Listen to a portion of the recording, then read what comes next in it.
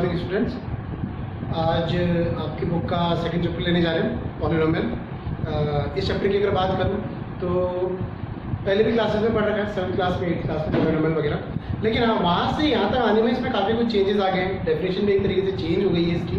पहले मैं किसी बच्चे से पूछता था, छोटी क्लास में बच्चे 7th या 8th क्लास में, उससे पूछता बेटा पॉलिनोमियल क्या होता है, तो वो नंबर ऑफ टर्म्स के बेसिस पे बताता था कि सर अगर मैं बोलूँ अगर सिंगल टर्म है तो मोनोमियल बोलते थे, और अगर 2 टर्म है तो बाइनोमियल, 3 है तो ट्राइनोमियल, उनसे ज़्यादा वाले को जनरली पॉलिनोमियल बोल दिया जाता था। यही होता था। लेकिन बड़ी क्लास में ये डेफिनेशन नहीं है पॉलिनोमियल की, ठीक है ना। तो बड़े जब जाएंगे तो बड़ी क्लास में जाएंगे तो कुछ नया सीखेंगे, ठीक है। तो इसी चीज़ के बारे में बात करते हैं। यहाँ देखते हैं कि पॉलिनोमियल एक्चुअली में है क्या चीज़, ठीक है। 9th क्लास में वैसे हमने पॉलिनोमियल का डेफिनेशन पढ़ रखा है। यहाँ पे पॉलिनोमियल को और आगे स्टडी करेंगे, तो मैं थोड़ा सा 9th क्लास का जो डेफिनेशन है उसको मैं यहाँ पे रिपीट करने जा रहा हूँ पॉलिनोमियल का, कि क्या था पॉलिनोमियल। उससे पहले 2 चीज़ें समझाऊंगा, ठीक है। 2 वर्ड आपने सुने होंगे, एक आपने सुना होगा एक्सप्रेशन और एक आपने सुना होगा इक्वेशन। बात करें सबसे पहले इन दोनों में डिफरेंस क्या है। एक एग्जांपल से डिफरेंस अभी क्लियर हो जाएगा। 2x² + 7x - 3, 2x² + 7x - 3 equals to something में इक्वल टू 0 भी आ सकता है, कुछ भी आ सकता है। जैसे इक्वल टू का ये साइन लग जाता है, यहाँ लिखा भी हुआ है इक्वल, ठीक है। इक्वल टू का जो भी साइन ये आगे आ जाता है तो ये इक्वेशन बन जाती है, और अगर नहीं होता तो ये क्या कहलाती है, एक्सप्रेशन कहलाती है। ये काम आएगा बेटा, पता है। ये तो मेरा क्वाड्रेटिक पॉलिनोमियल है और ये मेरा क्वाड्रेटिक इक्वेशन है, इसलिए दोनों में डिफरेंस है, थोड़ा सा ध्यान रखें। अभी आगे एक साइड में क्वेश्चन में आगे इसमें क्वाड्रेटिक पॉलिनोमियल बनाना होगा, तो वहाँ इक्वेशन मत बनाना, पॉलिनोमियल बनाना है तो इक्वल टू साइन की जरूरत नहीं पड़ेगी, ठीक है। ये तो एक बेसिक सी चीज़ थी, क्या डिफरेंस होता है कि इसमें एक्सप्रेशन में और इक्वेशन में, ठीक है। चलो इसको आगे बढ़ाते हैं, इसको हटा देता हूँ, है ना। टाइप्स ऑफ पॉलिनोमियल जो पहले पढ़ा था वो यहाँ पे है। वहाँ पे टाइप्स ऑफ पॉलिनोमियल की बात करूँ छोटी क्लास में तो 2 तरीके से बताते थे हम लोग।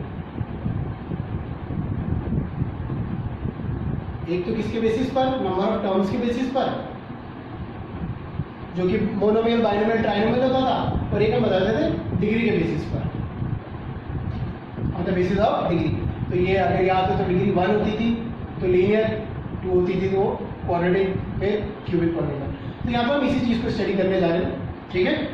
डिग्री के बेसिस पे पॉलिनोमियल का डिवीजन देखेंगे क्या है। अच्छा, हटा देते हैं इसको यहाँ से। On the basis of degree, on the basis of degree, types of polynomial की बात करें।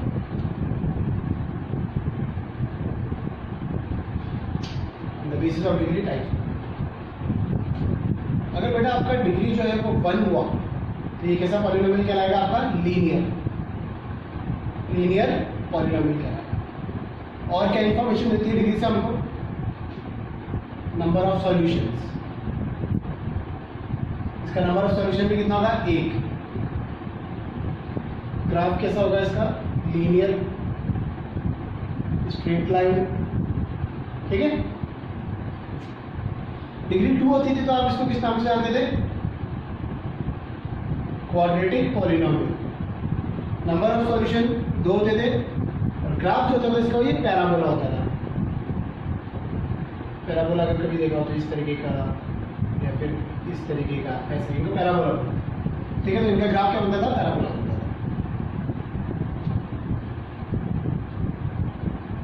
डिग्री 3 आती तो क्यूबिक, 3 सॉल्यूशन हुआ करते थे, और इसका जो ग्राफ है स्पिंडल शेप का ग्राफ बनता था इसका, ठीक है ना। स्पिंडल शेप कैसे ग्राफ बन जाता था। तो इतना काफी हमारे लिए। और यहाँ पे जो हम मेन जो स्टडी करेंगे इसको करेंगे सबसे ज्यादा, यही इंपॉर्टेंट है। थोड़ा बहुत इसको भी देखेंगे, ठीक है ना, थोड़ा बहुत इसको भी देखेंगे, क्यूबिक वाले को, ज्यादा नहीं, बहुत थोड़ा सा पार्ट है इसका। बाकी मेन हमारा क्वाड्रेटिक पॉलिनोमियल या क्वाड्रेटिक इक्वेशन ही इस चैप्टर में चलेगा, ठीक है। चलो आगे देखते हैं।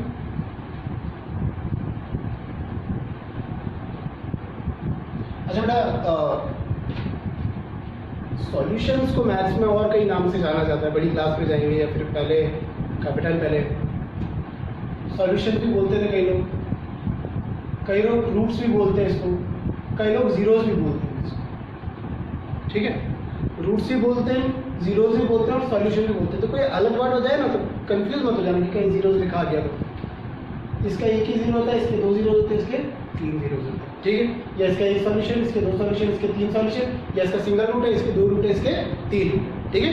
ये चीज ध्यान रहेगी आपको। चलो आगे देखते हैं हम लोग।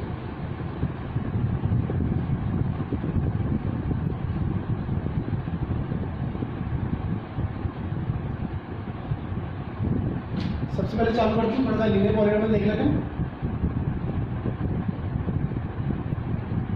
बताइए डिग्री 1 होगी। अच्छा हाँ, एक बात मैं पूछना भूल गया। वैसे तो मुझे लगता है डिग्री तो हर किसी को पता ही होगी कि डिग्री क्या चीज़ होती है, ठीक है ना। फिर भी अगर जिन लोगों को डाउट है ना तो मैं एक बार उसको रिकॉल करा देता हूँ यहाँ पे फटाफट से। What is degree? Degree is the highest power on any variable in an expression। जैसे मेरे पास यहाँ लिखा हुआ है 2x² - 7y + 4z, इस तरीके से। ये भी वेरिएबल है, ये भी वेरिएबल है, ये भी वेरिएबल है। इसमें पावर 1 है, इसमें पावर 1 है, इसमें पावर कितनी है 2। इस टर्म की डिग्री 2 होगी, इस टर्म की डिग्री 1 होगी, इस टर्म की डिग्री क्या होगी 1 होगी। तो पूरे पॉलीनॉमियल की जो डिग्री कहलाती है वो कौन सी वाली कहलाती है? जो हाईएस्ट वाली होती है। जो हाईएस्ट वाली होती है वही पूरे पॉलीनॉमियल की डिग्री कहलाती है। दैट मीन्स इस पॉलीनॉमियल की डिग्री क्या हो जाएगी हमारी 2 हो जाएगी। आई होप ये क्लियर होगी डिग्री तो आपको, ठीक है। चलो आगे देखते हैं हमारे लीनियर पॉलीनॉमियल। डिग्री 1 है लीनियर पॉलीनॉमियल का, सॉल्यूशन 1 होगा इसका, या 0 बोलते हैं या जो भी, ठीक है। इसका जनरल फॉर्म देखते हैं। ax + b, ये इसका जनरल फॉर्म। ax + b, ये इसका क्या है जनरल फॉर्म। ये लीनियर पॉलीनॉमियल, ये कांस्टेंट कहलाएगा, ये वेरिएबल है और ये उसका क्या है कोफिशिएंट है, ठीक है। अगर यहाँ से मैं इसकी वैल्यू निकालना चाहूँ तो किसी भी चीज़ का जीरो निकालने के लिए आप 9 क्लास में करते थे उसको इक्वल टू 0 पुट कर देते, तो यहाँ से x की वैल्यू आती थी -b/a, ठीक है। तो ये हमने इसका एक 0 था, 1 0 में निकाल। इसमें इतना ही काफ़ी, इसमें इतना ज़्यादा जानने की जरूरत नहीं है, बहुत सिंपल सा है। थोड़ा सा 9th क्लास में आपने ये भी पढ़ लिया था कि मैं अगर इसका ग्राफ बनेगा तो ये x एक्सिस पे जब polynomial is the function of x होता था ना, तब सिर्फ x एक्सिस पे एक सिंगल जगह पे कट करता। क्वाड्रेटिक वाला अगर होगा ना तो x एक्सिस को 2 जगह पे कट करेगा, ऐसे क्यूबिक वाला 3 जगह पे।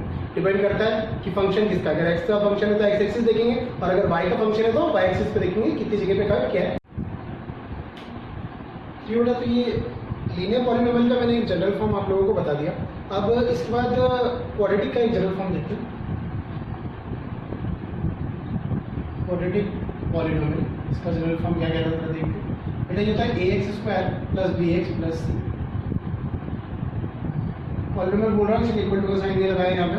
वेरिएबल मेरा x चल रहा है, c मेरा कांस्टेंट है, ये मेरा x का कोफिशिएंट है और ये मेरा x² का कोफिशिएंट है।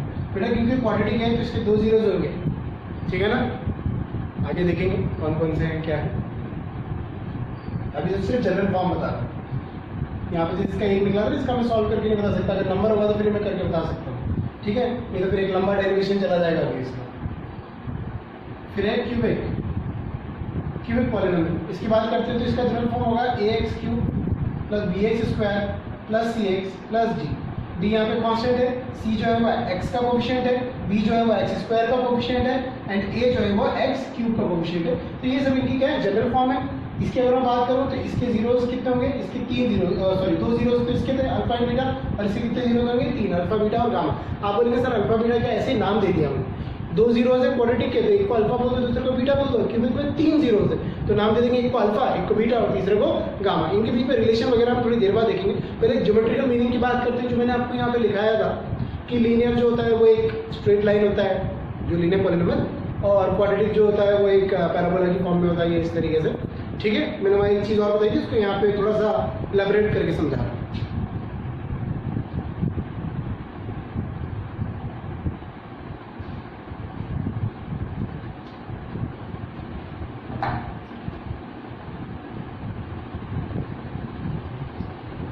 Geometrical meaning of polynomial.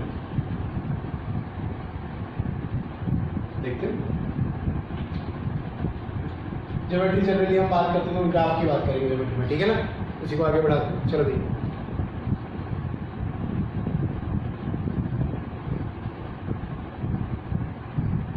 बेटा ये एक स्ट्रेट लाइन है, एक स्ट्रेट लाइन है, या फिर इसको हम लीनियर ग्राफ भी बोलते हैं। क्या बोलते हैं? Linear graph.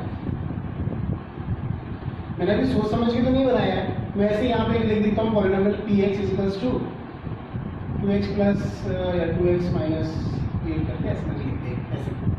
अगर मैं ध्यान से देखूँ तो यहाँ पे जो हाईएस्ट पावर है 1 ही है, यानी एक लीनियर पॉलिनोमियल। और लीनियर पॉलिनोमियल का जो ग्राफ बनेगा हमेशा एक स्ट्रेट लाइन बनेगा। इसलिए कितने जीरोस की बात बोली थी हमने, इसके एक जीरो होता है, क्योंकि डिग्री 1 है तो जीरो कितना होगा? 1। और एक जीरो, इसलिए ये एक्स एक्सिस को कितनी जगह पे कट कर रहा है? सिर्फ एक जगह पे कट कर रहा है। कोई दिक्कत है? जितने जीरो होंगे उतनी बारी कट करेगा, ठीक है। एक जीरो तो एक बारी कट करेगा। अब किसको कट करेगा ये डिपेंड करता है यहाँ पे। पॉलिनोमियल जो है वो एक्स का फंक्शन है, पॉलिनोमियल जो है वो एक्स का फंक्शन है। अगर ये ऐसा हो जाता, अगर ये ऐसा हो जाता तो आपका ग्राफ फिर इस तरीके से, इसने वाई एक्सिस को कितनी जगह पे कट किया है? एक जगह। वही 0 1 होगा तो एक जगह पे कट करेगा। किसको कट करेगा? एक्स एक्सिस को, वाई एक्सिस को। ये डिपेंड करता है हमारे पॉलिनोमियल पे। यहाँ पे मेरा पॉलिनोमियल y का फंक्शन है और यहाँ पे पॉलिनोमियल x का फंक्शन है। अगर पॉलिनोमियल x का फंक्शन है तो स्ट्रेट लाइन x एक्सिस को कट करेगी, पॉलिनोमियल y का फंक्शन है तो स्ट्रेट लाइन y एक्सिस को। तो जितने जीरो होते हैं उतनी जगह पे कट होता है। ये तो अपना लीनियर वाले की बात है, क्वाड्रेटिक पॉलिनोमियल की बात है।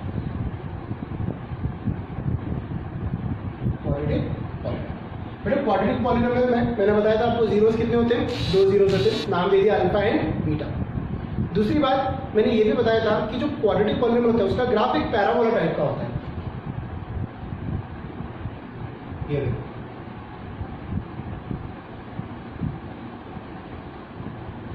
ये पैराबोला, इसके 2 जीरोस होंगे। कितने जीरो होंगे? 2 जीरोस, या फिर सॉल्यूशन या फिर रूट्स। तो इसने एक्स एक्सिस को कितनी जगह कट किया? 2 जगह। अब वही बात आती है सर एक्स को कट करेगा कि वाई को? तो मैं यहाँ पे एक एग्जांपल ले लेता हूँ इस तरीके से 2x² प्लस 7x। यहाँ पे पॉलिनोमियल किसका फंक्शन है? x का, इसमें उसने एक्स एक्सिस को कट किया। अगर पॉलिनोमियल y का फंक्शन होता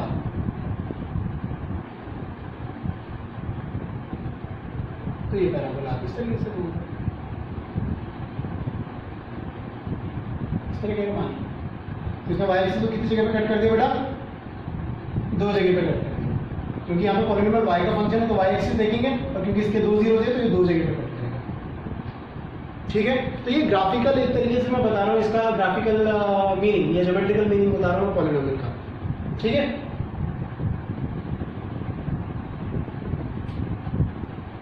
क्यूबिक भी दिखाई देता हूँ आपको। क्यूबिक पॉलिनोमियल कितने जीरोस होंगे? 3 जीरोस होंगे। तो वही अगर x का फंक्शन चल रहा है 3x³ minus 7x² plus 2x plus 5, तो ग्राफ ऑब्वियसली बात है x का फंक्शन है तो x एक्सिस को कट करेगा, और इसकी डिग्री कितनी है? 3 है, यानी 3 जीरो है तो 3 जगह पे कट करेगा, 1 2 और ये 3 इस तरीके से। ये मैंने परफेक्ट ग्राफ नहीं बताया, बस आपको समझाने के लिए बताया मैंने ये ग्राफ, ठीक है ना। तो x एक्सिस को कितनी जगह पे कट कर दिया? 3 जगह पे कट कर दिया। कोई दिक्कत तो नहीं बच्चों? ठीक है। तो ग्राफ से इस तरीके से समझाते हैं, वहाँ पे ग्राफ आ जाएगा तो बता देना, देख लेना कि चेक कर लेना फंक्शन किसका, x का है कि y का है। x का होगा तो x एक्सिस देख लेना, y का होगा तो y एक्सिस देख लेना।